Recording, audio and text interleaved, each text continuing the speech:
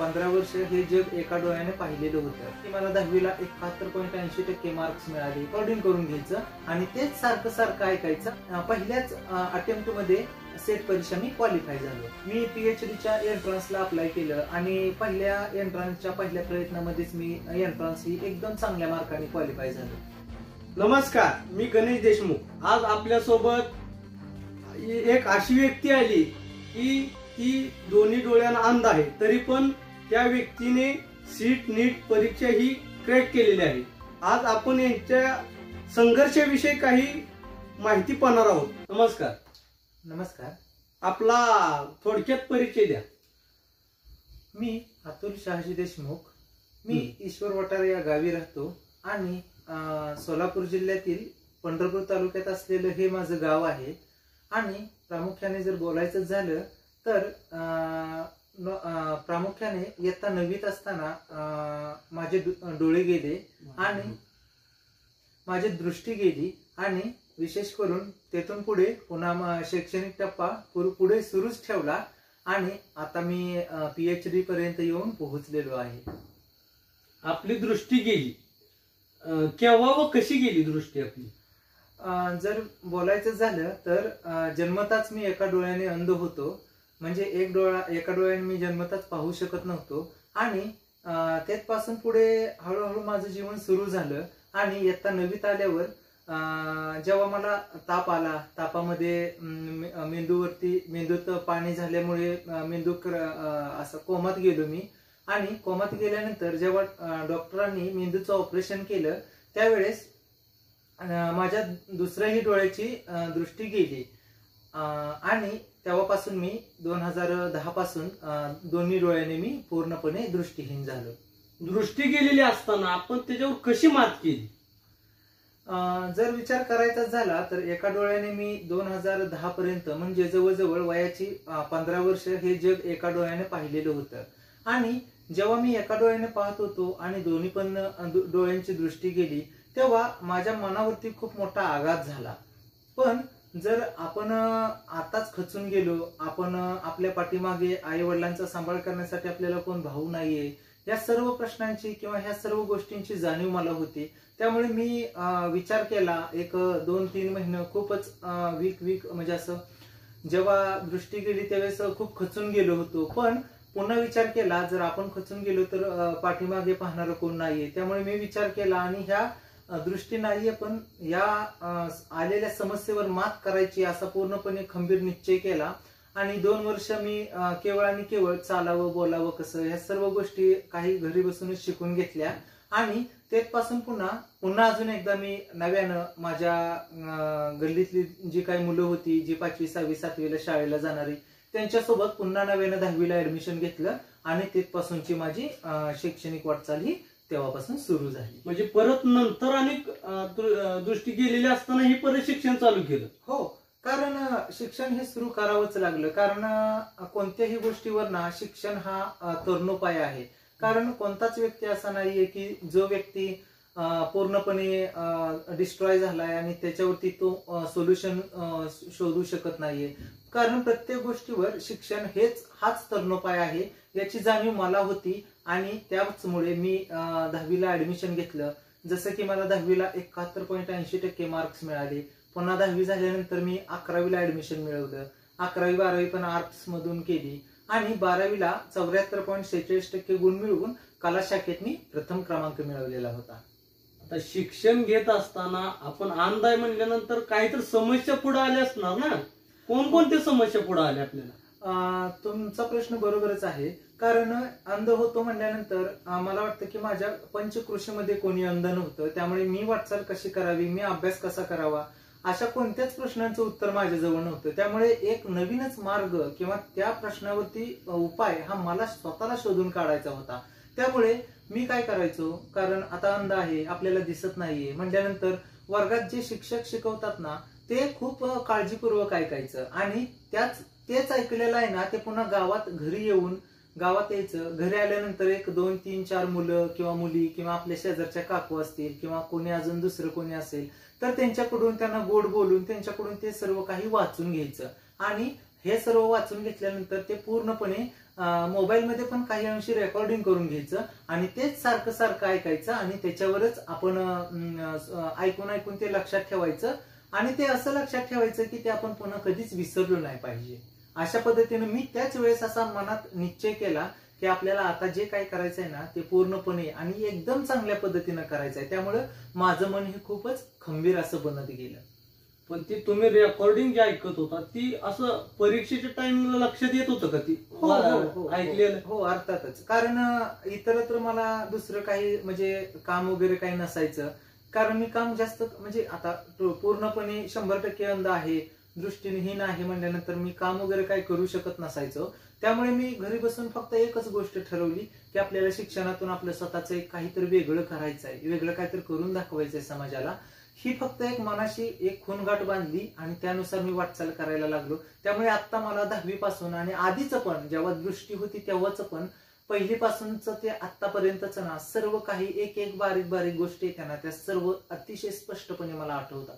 सर्व काही मग अभ्यासक्रमातला असू द्या किंवा मग इतरत्र घडलेल्या छोट्या मोठ्या घटना असू द्या. म्हणजे जी तुम्ही अंध झाला त्याच्या अगोदर पासूनच आठवतं का तुम्हाला? हो, अगोदरचं पण आठवतं आणि अंध झाल्यावर तर मग कोण कुठे कसं कधी काय बोललं होतं ना अशा सर्व गोष्टींवरती मी एकदम चांगल्या पद्धतीनं मी प्रकाश नाही पाहू शकत पण मी त्या गोष्टींवरती प्रकाश टाकू शकतो.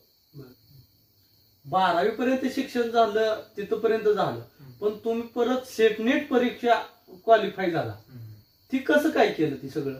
कारण जेव्हा मी 12वी झालो ना त्यावेळेस माझा प्रथम क्रमांकाने उत्तीर्ण झालो आणि पुन्हा मी ठरवलं की आपण काहीतरी वेगळं काही करू शकतो. आणि 12वीलाच मला शिकवण्यासाठी ज्या शेख मॅडम होत्या आम्हाला, त्या मॅडमनी मला माझ्या मनामध्ये एक असा वेगळा विश्वास निर्माण केला. त्यांनी मला शिकवलं की तू म्हणजे मी काहीतरी बनू शकतो असं त्यांनी माझ्या मनामध्ये एक वेगळीच उत्तेजना, एक वेगळंच आत्मविश्वास निर्माण केला.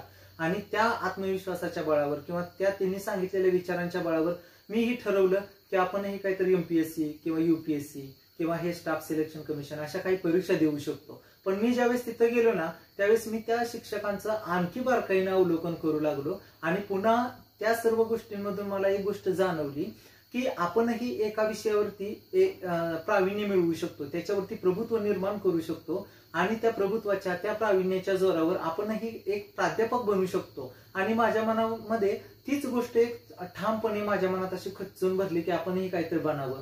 त्यामुळे पुढे ग्रॅज्युएशनला जसं की BA first year, second year, third year mark खूप छान मिळत गेले. पण ऍग्रिगेट ग्रॅज्युएशनचे टोटली 73.81% मार्क्स ग्रॅज्युएशनला मिळाले आणि पोस्ट ग्रॅज्युएशनला 79.69 एवढे मार्क्स मिळाले. पोस्ट ग्रॅज्युएशनला माझा हिस्ट्री सब्जेक्ट होता आणि जेव्हा मी पोस्ट ग्रॅज्युएशनला ऍडमिशन मिळवलं त्यावेळेस मी एक गोष्ट ठरवली होती की आपल्याला पोस्ट ग्रॅज्युएशन करत असतानाच आपल्याला सेट किंवा नेट ह्या दोन्हीपैकी एक एक्झाम आपल्याला क्वालिफाय व्हायचा आहे. त्यावेळेस मग त्या हिस्ट्रीचा असा एक वेगळ्या अँगलने मी विचार केला आणि त्याचा अभ्यास करताना एक वेगळी फॉर्मॅलिटी बनवली. जसं की इतर मुलं नॉर्मल आहेत. माझ्या कॉलेजमध्ये 10वी पासून ते पोस्ट ग्रॅज्युएशन होईपर्यंत केवळ मी एकटाच टोटली ब्लाइंड होतो, म्हणजे पूर्णपणे अंध होतो, दृष्टीहीन होतो. त्यामुळे मला असं कोणी कसा अभ्यास करावा असं काही समजत नव्हतं. पण जे आपण काय करतोय ते एकदम चांगल्या पद्धतीनं आणि मन लावून करायचं एवढं ही गोष्ट मी त्यावेळेस शिकलो होतो. त्यामुळे मी MA म्हणजे पोस्ट ग्रॅज्युएशन करत असताना MA फर्स्ट इयरला असताना मी सेट परीक्षेचा फॉर्म भरला आणि पहिल्याच अटेम्प्ट मध्ये सेट परीक्षा मी क्वालिफाय झालो. आणि जेव्हा सेट परीक्षा क्वालिफाय झालो त्यावेळेस MA पूर्ण व्हायच्या शेवटची सेमिस्टर बाकी होती. त्याच वेळेस PhD ची पण ऍड आली. त्यावेळेस मी PhD ला पण अप्लाय केलं, फॉर्म भरला एंट्रान्सचा आणि ती पण परीक्षा मी देण्यासाठी म्हणजे सज्ज झालो. आता माझे तुम्हाला 2 प्रश्न आहेत. ज्यावेळेस तुम्ही सेटनेट परीक्षा पास झाला त्यावेळेस असे घरच्यांची काय म्हणजे घरच्यांची काय भावना होती? कारण ज्यावेळेस मी सेट परीक्षा पास झालो गावामध्ये पण गोपीचंद पडळकर साहेब आले होते की ज्यांनी माझा सत्कार वगैरे केला. गावातल्या पण वेगवेगळ्या व्यक्तींनी माझा घरी बोलून माझं कौतुक वगैरे केलं. पण मला माझ्या आईवडिलांचं ते अश्रू, आनंदाचं अश्रू असतील किंवा माझा मुलगा दिसत नाही तरी पण या एखाद्या तुमच्या असलेल्या एकंदरीतच प्रॉब्लेमवरती किंवा समस्येवरती हा मुलगा मात करतोय मी माझ्या घरच्यांना एक गोष्ट सांगितली, मी अंध आहे म्हटलं तरी पण मी काहीतरी वेगळं करू शकतो आणि तुम्ही फक्त मला साथ द्या. माझ्या घरच्यांनी मला कधीच साथ दिली नाही असं नाही. माझ्या वडिलांनी मला प्रत्येक वेळेस जसं की ऍडमिशन असो किंवा इतरत्र कुठेही इकडे जाऊ तिकडे जाऊ असं पैसा असो ते माझ्या वडिलांनी आईनं मला पुरवलं. खूप कष्टातून माझ्या आई वडिलांनी मला शिकवलं. कारण जे कोणी अंध आहे म्हणून बाबा तुमच्या मुलाला घरी बसवा किंवा त्याला शिकू देऊ नका किंवा तो नववीत अंध झालाय म्हणजे तो म्हणजे थोडाफार हुशार होता त्यामुळे त्याला असं झालंय असं त्यांचं खूप काही प्रश्न होतं. माझ्या आई वडिलांनी पण मला 2-3-4 वेळा सांगितलं की तू शिक पण शिकताना पण जपून शिक असं सांगितलं. पण मला माहिती होतं की मी पूर्णपणे जे काही करतोय ना ते खूप मी चांगल्या भावनेनं करतोय. त्यामुळे मला मी त्याच्यामध्ये यशस्वी होणारच असं मला पूर्णपणे या गोष्टीची मला खात्री होती. आणि त्या खात्रीच्या जोरावर मी सुरुवातीला सेट तर झालो होतो, त्याचबरोबर पुन्हा नेट परीक्षाही मी क्वालिफाय झालो. म्हणजे ही कॉलेजला येत जात असताना कसं मॅनेज करत होता कॉलेजला जाणं येणं? कॉलेजला जाताना सुरुवातीला तर मी आमच्या गावच्या स्टॉपवरती येऊन थांबणं किंवा मग वाहनांचा एकदम बारकाईनं आवाज ऐकणं किंवा मग कोणतं वाहन येते, ट्रक येते का, एसटी येते का, सिंगल म्हणजे 2 चाकी येते का, म्हणजे कोणतं वाहन येते हे पाहून मग मी माझ्या हातामध्ये अंध मुलांना वापरायची जी स्टिक असते का ती स्टिक काढून उभं राहायचो. तर बऱ्याच अंशी मला समाजानं पण खूप मदत केली की जेणेकरून कोणी एखादा व्यक्ती सिंगल जात असेल 2 व्हीलरवर तर त्या व्यक्तीनंही मला बसवून नेलं. त्यामुळे माझ्या ह्या यशामध्ये ना जसं की माझ्या आई वडिलांचा, माझ्या शेजाऱ्यांचा किंवा माझ्या गावचा आणि त्याचबरोबर ह्या सर्व समाजाचा पण खूप मोठा वाटा आहे की ज्यांनी मला मोलाची मदत केली. सेट नीट परीक्षा पास झालं पण तुम्हाला पुढं पीएचडी करावी अशी का वाटली? पहा ना, आता मी सेट परीक्षा पास झालो होतो, अजून माझं एमए पण पूर्ण व्हायचं होतं, 1 सेमिस्टर बाकी होती माझी आणि त्याच वेळेस मला पीएचडीच्या एंट्रन्ससाठी ऍड आली, जाहिरात आली. मग त्यावेळेस मला वाटलं की आपल्यासाठी ही आलेली एक सुवर्ण संधी आहे. या संधीचा आपण म्हणजे एक चांगल्या आपल्या एका पराक्रमामध्ये किंवा एकंदरीत यशामध्ये आपण त्याचं रूपांतरण करूया असं मला वाटलं. मी पीएचडीच्या एंट्रन्सला अप्लाय केलं आणि पहिल्या प्रयत्नामध्येच मी एंट्रन्स ही एकदम चांगल्या मार्काने क्वालिफाय झालो. पण जेव्हा मी ही एंट्रन्स वगैरे क्वालिफाय झालो मला असं वाटलं की आता आपण सेट पण आहे, एमए पण पूर्ण झालोय, 79.69 मार्क्स मिळाले मला आणि पीएचडीची पण एंट्रन्स मी पास झालो. म्हणजे हे 3 टप्पे बीएमएच्या एका वर्षामध्ये मी सेकंड इयरला असताना मी पूर्ण केले आणि हे जेव्हा 3 टप्पे मी पूर्ण केले का त्यावेळेस माझा आत्मविश्वास, माझं मनोबल हे खूप खूप मोठ्या प्रमाणामध्ये वाढलं. आणि महत्वाची गोष्ट म्हणजे ह्या एंट्रन्सचा अभ्यास करण्यासाठी मला ना प्राची मॅडम किंवा मंजेश्री मॅडम ह्या दोन मॅडमनी त्याच पद्धतीने अनघा कुलकर्णी मॅडम ह्या तीन मॅडमनी ना मला एक रेकॉर्डिंग वगैरे उपलब्ध करून देण्यासाठी ना खूप मौलिक सहाय्य केलं असं मला वाटतं. आपली घरची परिस्थिती बघितली तर तशी गरिबीची आहे, तरी पण इथपर्यंत म्हणजे या शिक्षणापर्यंत आपण पोहोचलाय. अशी काय भावना होती गरिबीची परिस्थिती असताना? म्हणजे आता सांगायचं जर झालं ना तर गरिबीची परिस्थिती होती आणि अशी कितीतरी आपल्या देशामध्ये, महाराष्ट्रामध्ये किंवा आपल्या तालुक्यात आसपास अशी भरपूर काही कुटुंब असतात की ज्यांची परिस्थिती खूपच गरिबीची असते. पण परिस्थिती गरिबीची आहे म्हणून आपण शिक्षण आपलं थांबवलं पाहिजे असं नसतं ना. आपली गरिबीची परिस्थिती आहे तर त्या गरिबीच्या परिस्थितीला आपणच ती गरिबी आपण दूर केली पाहिजे असं मला वाटतं. आणि आपल्या ह्या परिस्थितीवर आपण मात केली पाहिजे, आपण शिक्षण घेतलं पाहिजे असं मला वाटतं. आणि शिक्षण घेऊनच आपण आपल्या गरिबी आहे ना ही दूर करू शकतो असं माझं मत आहे. नाही ती झालंच, पण आता शिक्षण घेत असताना प्रत्येक गोष्टीत आर्थिक मदत तर लागते. त्या आर्थिक मदतीसाठी काय केलं? पहा ना, जरी आर्थिक मदतीचा तुम्ही प्रश्न उपस्थित केला इथे, हा प्रश्नही एका अर्थाने बरोबरच आहे. कारण ज्या वेळेस मी बीए फर्स्ट सेकंड थर्ड किंवा एमए फर्स्ट सेकंड असेल ह्या सर्व गोष्टींमध्ये ना की मला माझ्या प्राध्यापकांनी काही वेळेस संजूभाई म्हणून एक संजूभाई शहा म्हणून एक व्यक्ती आहे की त्यांनी किंवा मग आपल्या गावातून पण मोजक्या व्यक्तींनी किंवा मोजक्या म्हणजे बऱ्याचशा व्यक्तींनी मला खूप आर्थिक सहकार्य केलेलं आहे. बरं, आता आपलं पुढील ध्येय काय असणार आहे? म्हणजे आता मी सेट नेट क्वालिफाय आहे, आता मी पीएचडी पण करतोय, जवळजवळ आता पीएचडी पण अंतिम टप्प्यामध्ये आलेली आहे. तर मला ना एक चांगला एक उत्कृष्ट असा प्राध्यापकच व्हायचा आहे. आता तो मी झालेलो पण आहे, पण केवळ ही पीएचडी आहे ना, ही केवळ पूर्तता, म्हणजे पीएचडीचं केवळ 1च वर्ष माझं बाकी आहे आणि ते ज्यावेळेस पूर्ण होईल ना त्यावेळेस डॉक्टरेट तर मिळेलच, ती तर एक अभिमानाची गोष्ट असेल. पण त्याचबरोबर मी एक चांगला एक सर्वोत्तम असा मला प्राध्यापक व्हायचा आहे म्हटलं. आता आपला बघितलं तर एवढा खडतर प्रवास, एवढा संघर्ष करून आपण यश मिळवले, समाजासाठी काय संदेश द्याल?